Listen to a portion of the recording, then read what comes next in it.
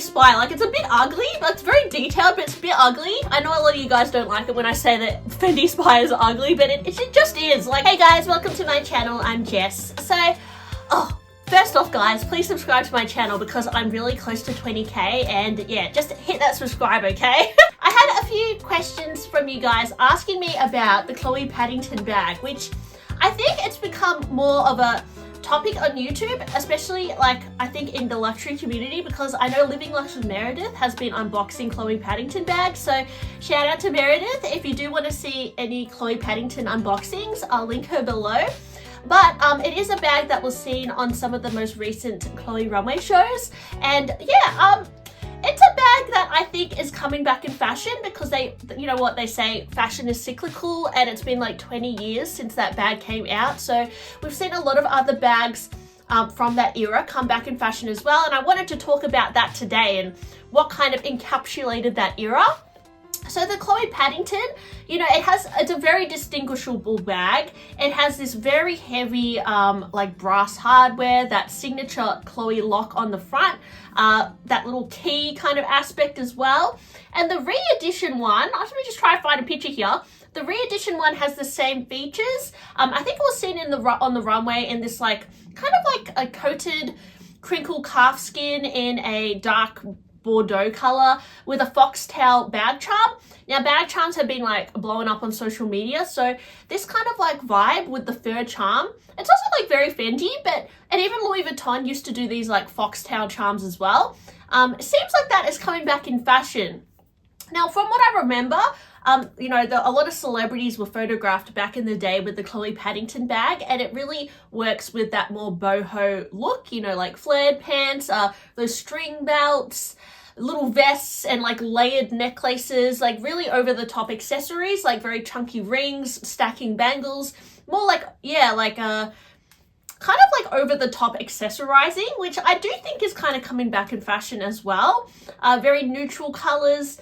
In terms of what I personally think of it, I think that this kind of style, it's very boho, which is something I used to kind of try and experiment with, like in the way I dressed. So I used to buy a lot of Spell and the Gypsy and Arnhem, which are like Byron Bay brands, which I feel like are that kind of aesthetic. So if you're kind of like dressed in that kind of beach girl vibe, I think that the Chloe Paddington would be perfect for your wardrobe. It kind of like works with that vibe, but I found that because I live in Melbourne, I'm not really that beachy vibe, and those kind of clothes like those like paisley patterns and florals, I don't really wear, and I think that's also why I've never bought anything from Zimmermann, because it's like not my style.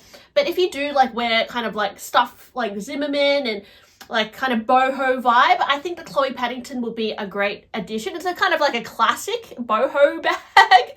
And that was something that was very cool and in. I remember when I was like 11 or 12 years old. This kind of like boho aesthetic, you know, we saw it on Rachel Zoe, on Nicole Richie, that really disheveled like hair, and yeah, that kind of vibe. So yeah, that's kind of coming back in fashion. And in a similar vein, Miu Miu is actually kind of coming back in fashion too, and they have this like 2006 re-edition bag, which has come from the same era as the Chloe Paddington. And actually, I would say the look of it with the heavy brass hardware and just the way it has those strings hanging off, it's a similar kind of boho vibe as well to the Chloe Paddington, and this has also come back in fashion. So Miu Miu have released a 2006 re-edition bag, and when I was looking up what this was based on, I believe it's based on the Miu Miu Vitello Luxe bag, which was a style from like around 2006 era. I do remember this style. For me, when I think of Miu Miu, I think of like Matelassé, but I don't think that came in fashion until a little later. So before then, they had a lot of these like, yeah, like heavy brass kind of like big circle hardware bags, a little bit more relaxed, kind of like lived in look, which I would say is definitely back in fashion. If you want the re-edition versions, these ones have a little bit more of an elongated look to them, and they're just a little bit more updated. I also feel like the leather they've used in the new versions is a bit more of like a soft buttery leather, whereas the initial Vitello bag was more of this like coated kind kind of like leather similar to the Chloe leather. It's like this coated not coated canvas, it's like a coated calf skin, like crinkly leather.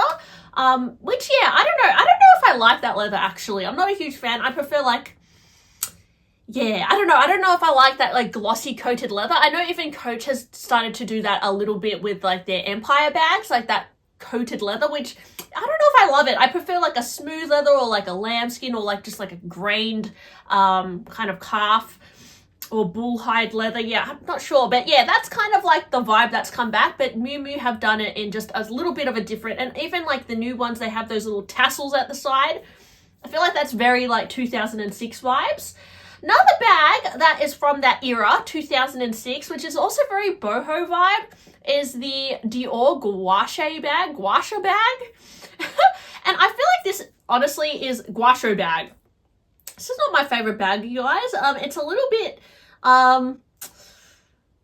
it's kind of like the Fendi Spy. Like, it's a bit ugly, but it's very detailed, but it's a bit ugly. I know a lot of you guys don't like it when I say that Fendi Spy is ugly, but it just is. Like, it looks quite substantial. Again, it's got that heavy, like, hardware on it, similar to the Paddington, and then it has like a big lock key situation hanging down, similar to the Paddington.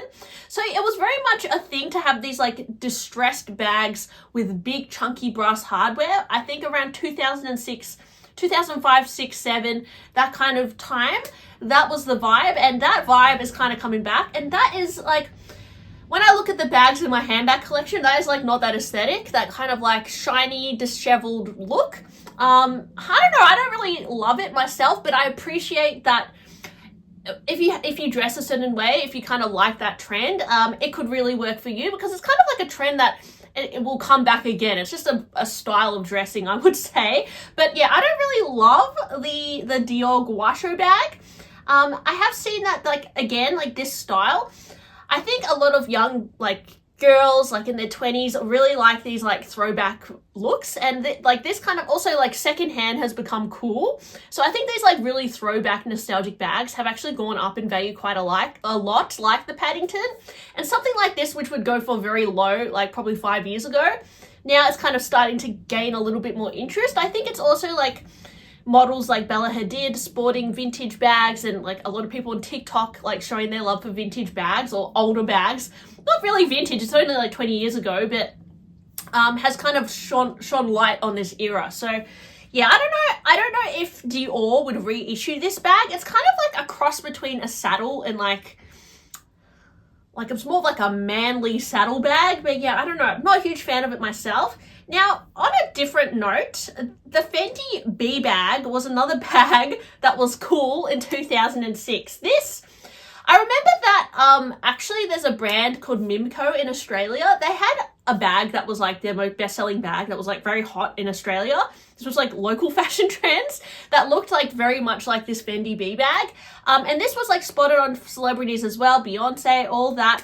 And again, it has that very chunky brass hardware that was very cool at the time, like very and just like the circular kind of shapes on it, the more like soft structure, kind of like a bigger bag you can throw your things in, as opposed to, you know, these cute mini bags or more minimalistic styles. It is, although it doesn't have a lot of branding, actually a lot of these styles, they don't have like logo mania or like a strong logo in the middle, which I think was very popular in like the late 2010s. This is just like still very it still makes a huge statement. It just has a lot of design details, like, you know, the binding, the big buckles, and yeah, it does have a bit of like a mix of Western, almost boho vibe again. So it just kind of went with those trends. But again, it's not my favorite bag. Actually, I think it's a bag that I don't really see a lot of people talking about, unlike like the Fendi Spy, which had a comeback this year as well.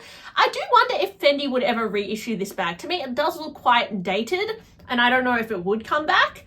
And now Louis Vuitton, obviously they've recently reissued their denim collection and their Murakami collection, but these were things that came out in 2005, 2006 as well. And I just wanted to mention them because they have definitely come back in fashion. Although I think it's kind of like something that people bought to tap into nostalgia. I don't know. I actually don't see a lot of celebrities wearing it unless they were gifted it. I think it's just like one of these like more throwback things, like more of a collector's piece. Unlike, I feel like the Paddington, it is a throwback bag, but it's more of like that kind of style is coming back in fashion too. So yeah, definitely the denim collection and then the Murakami collection. When it was reissued, they got rid of a lot of that heavy brass hardware again, which was very much in fashion in 2006.